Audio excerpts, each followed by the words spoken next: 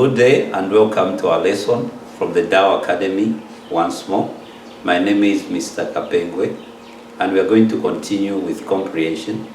In the past lesson for comprehension, we had a lot of good time, especially that we read about a very interesting text and a text that is very related to Botswana. So we are still back with the story about a delicacy that is eaten in the countries that are around this part of Africa.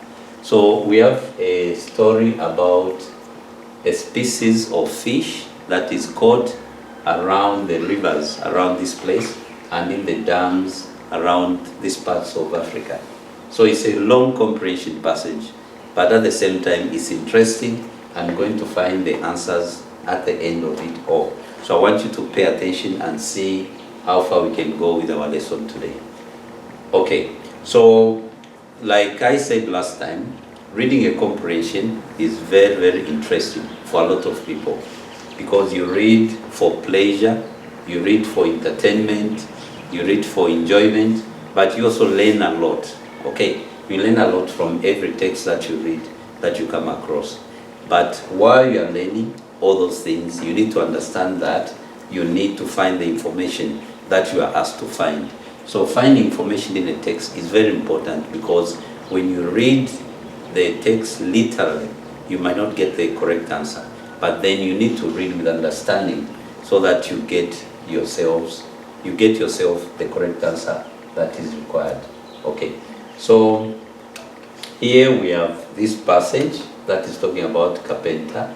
Kapenta is a small fish that is caught in different parts of Southern Africa, but particularly I'm interested to read this passage because later on we're going to answer questions based on the story we are reading about. So let me start from the first paragraph, which says, the kapenta fish is a small creature which measures up to an average of only 3 centimeters in length and weighs only a few milligrams. So if it weighs only a few milligrams, it must be very small. Although it is small in size, it plays an important role in the local food supply. It is plenty in Zimbabwe and is a cheap source of protein.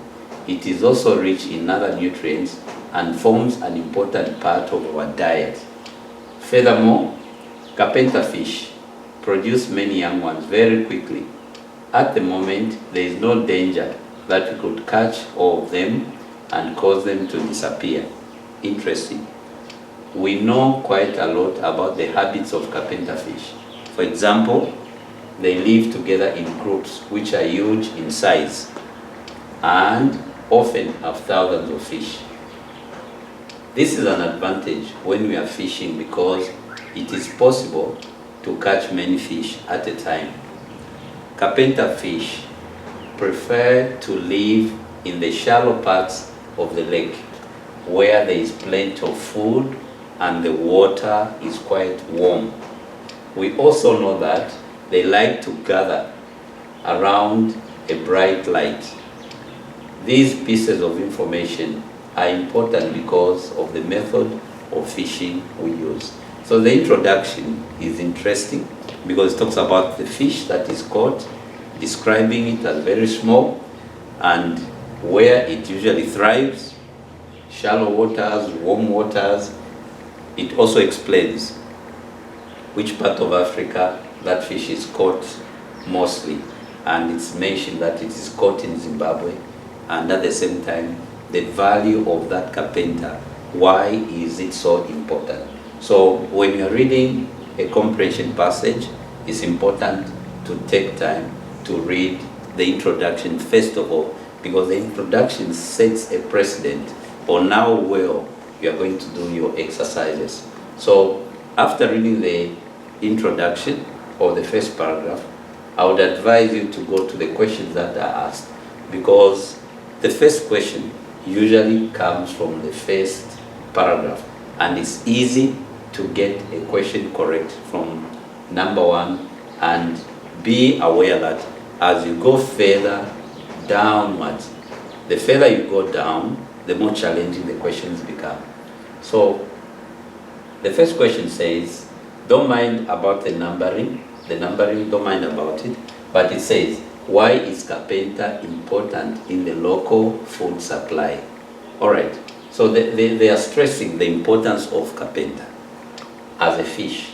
All right, why is it important? Not internationally, but in the local food supply. Meaning, when people who live around these lakes, these dams, where this fish is caught, buy this fish, what is the main reason? What is the benefit of this fish? The first one says it is plenty. The other one says it is highly nutritious. C says it breeds very quickly. And D says it weighs only a few milligrams. All these look like possible answers, but in actual fact, there is only one answer that qualifies this as a correct answer to this question asked. So we can go back to our passage and see how we can qualify our first answer. The first one says, if you check in the paragraph there, we can move on there to say the second sentence, although it is small in size, it plays an important role in the local food supply. This is what I was just emphasizing. It is plenty in Zimbabwe and is a cheap source of protein. So while it is acknowledged that it plays an important role in the local food supply, it is a cheap source of protein, and for sure it is a cheap source of protein. So when you go to our answers, you find that they are saying it is plenty. Yes, it is plenty, but why is it important? The word important there is the emphasis about this sentence. So the correct answer is, it is highly nutritious. Okay, it is highly nutritious. So our answer is actually B, all right? Because how are we going to arrive at the answer? If you check in sentence 3, it is plenty in Zimbabwe and a cheap source of protein. We know very well, when we get any food and there is protein in there, it means the food is nutritious. So it is rich in other nutrients and forms an important part of our diet. So all that just goes to add a lot of information to the cheap source of protein. So that's how we get our answer correct. So when you are reading, make sure you are careful, because if you are not, you might think that question one, answer A is correct, yet it is not really correct. So you need to weigh down your options and see how you arrive at the correct answer. The second question is, which of the following statement is false about Kapenta fish? All right, a lot has been written about this fish, but we want to find out which one is false, meaning what is it that does not agree with what is written in the text.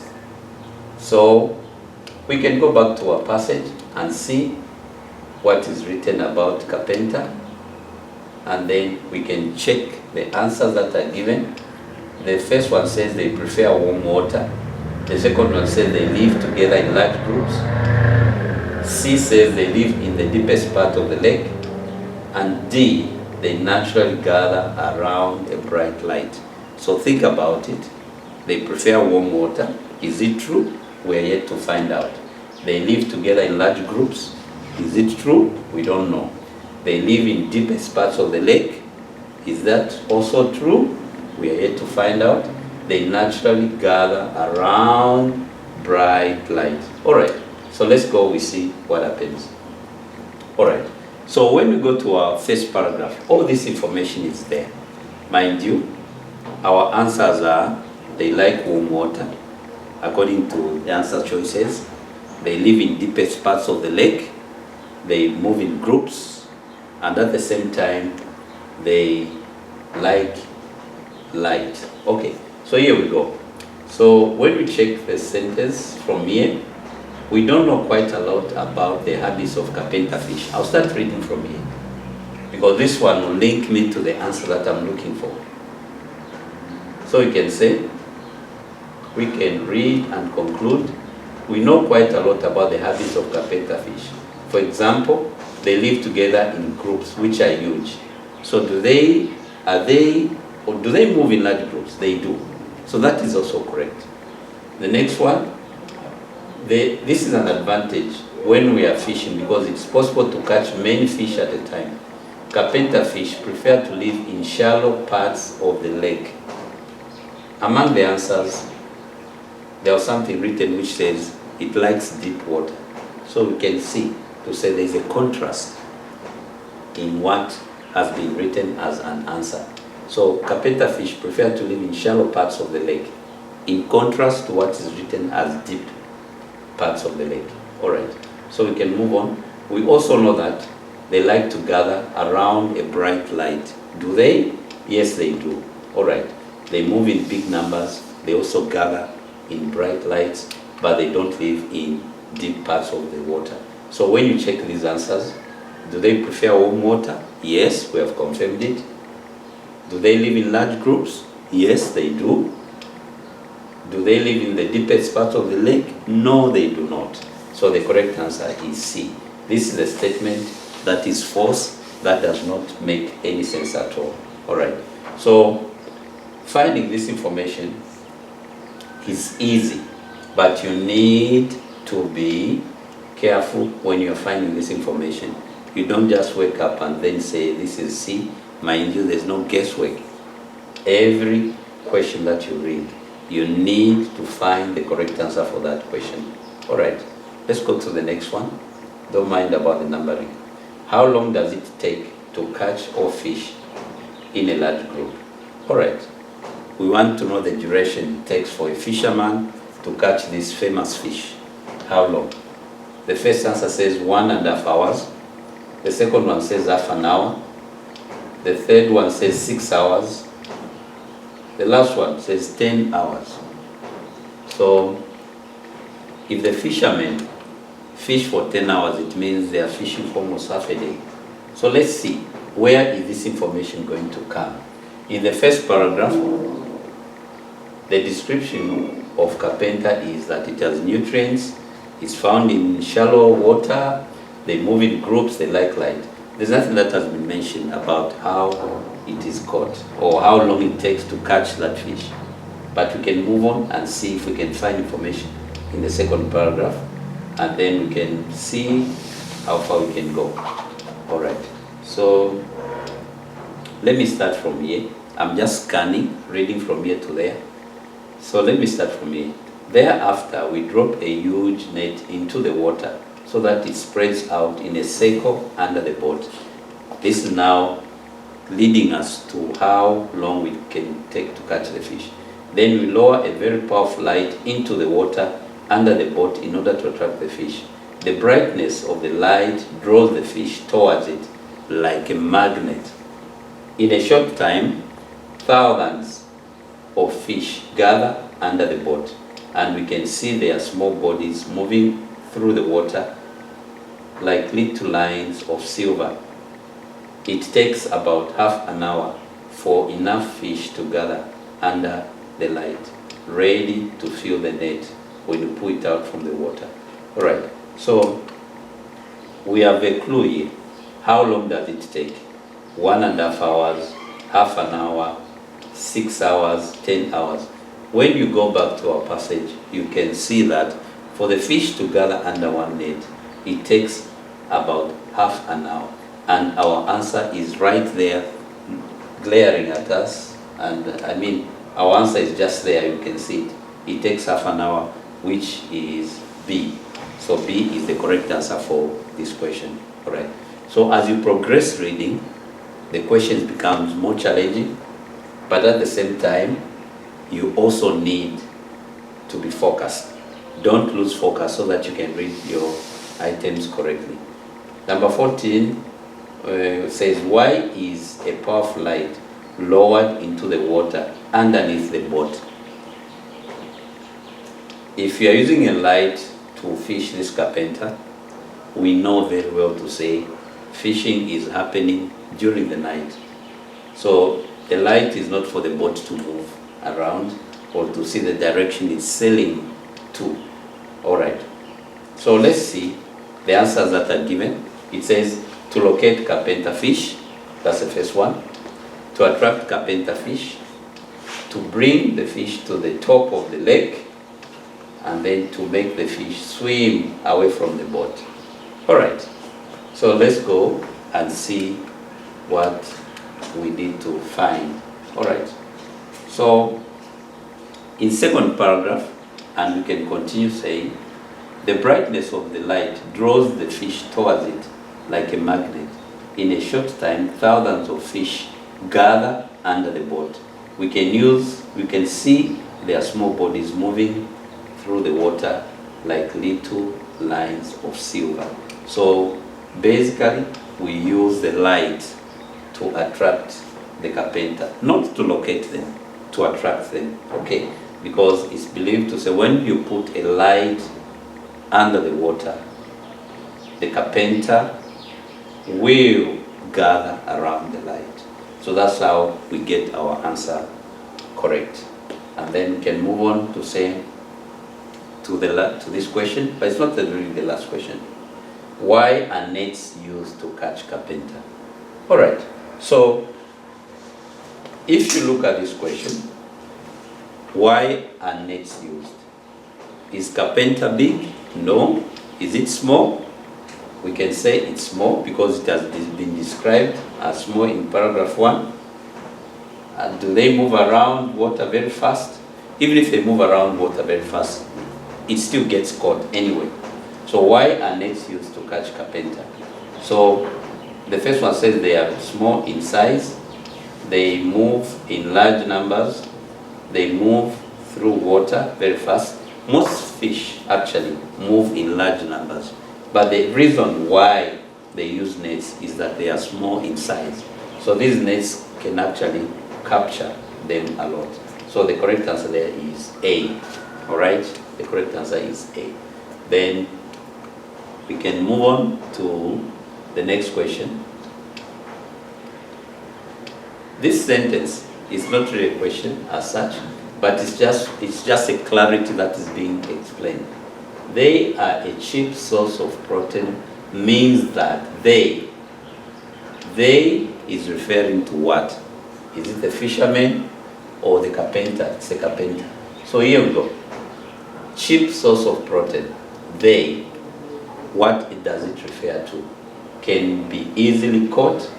Now, these words as used in context, what do they mean? So if you go to paragraph 1,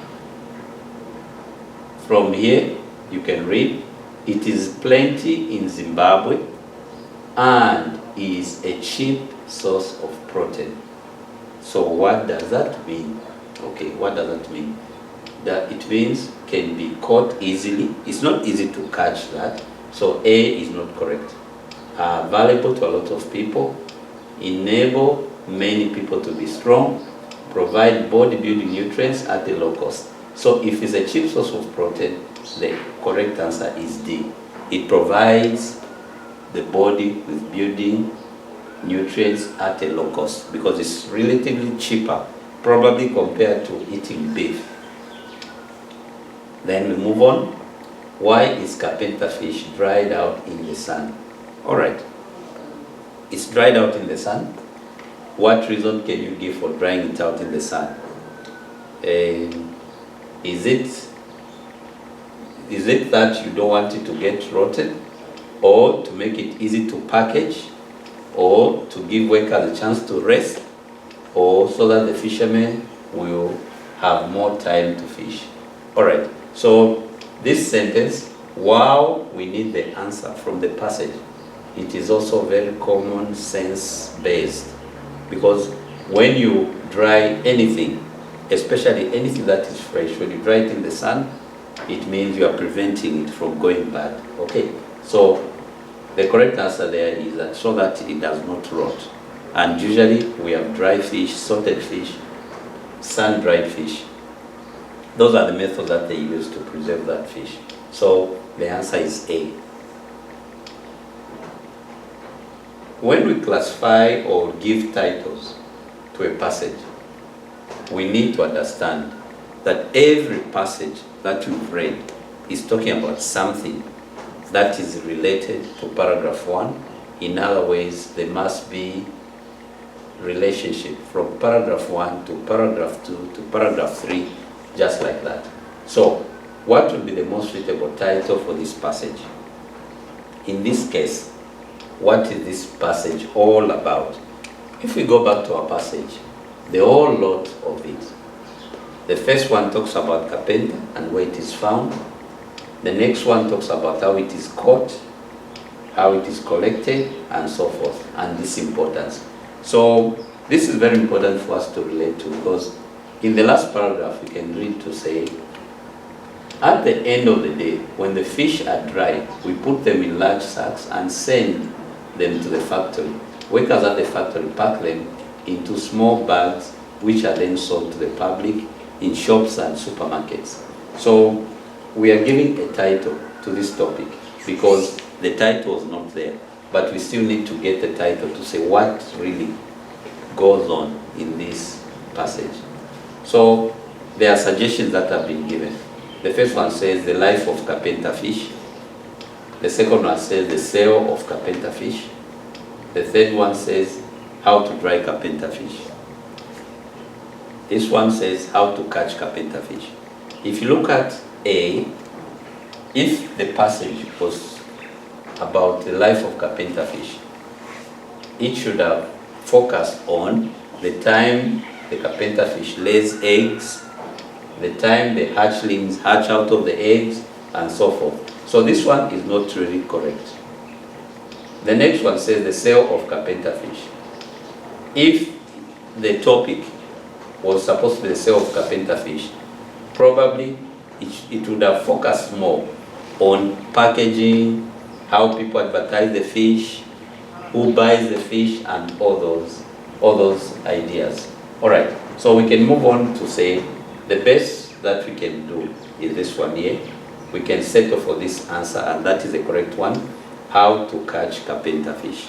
Because in paragraph 2, the focus, especially in paragraph 2, all the way from here, you can see it says, thereafter we drop a huge net into the water so that it spreads out in a circle under the boat. We then lower a very powerful light into the water under the boat in order to attract the fish. So it's all about catching the fish. That's what it's all about. So you need to understand to say the topic must actually relate to what activities are taking place. And then we have these two sentences at the bottom, these questions. And the question reads, what do the following words in questions 19 and 20, ignore this, but 19 and 20 mean as used in the passage, not the way you know them. So these are contextual clues, okay? These are contextual clues, like in the last topic that we read together. It's the same thing, but now we are trying to find the meanings of these words as they are used. So the word disappear, A, stop existing, B, change location, C, change behavior, D, reduce in number, then the other one, gather, and so on and so forth. So let's go to how the word is used. Let's go back to our passage. Let's look for the word gather. The word gather appears in paragraph 2. So it takes about half an hour for the fish to gather under the light. So what does the word mean to gather? So when the fish gathers, it means, does it feel, does it take, does it bring, does it collect? It means the fish collect under the light. They come together. So the correct answer there is D. And we can now move on now to the simplest one, which is disappear.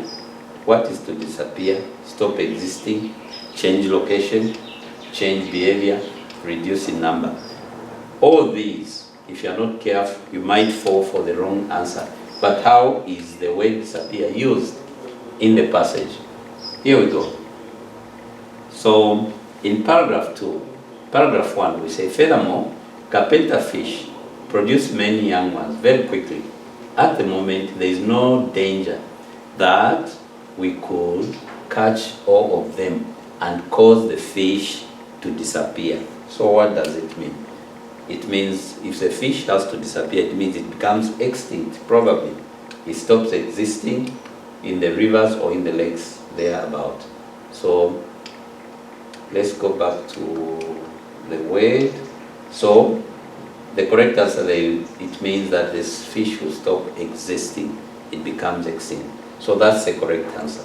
So after going through the passage, it's also important to go back and read. If you have enough time, read through the passage, because reading through will help you actually see where you made a mistake. Probably you could have written an answer that is wrong, but you end up writing and rewriting and getting the answer that is correct. So it's important that you actually read through a passage, as interesting as it was. So comprehension is interesting because you read to get information. You also learn a lot of things from whatever you are reading. But ultimately, the most important thing is to make sure that you get your answers correct and get your marks that you deserve. Thank you very much for listening, and have a good day.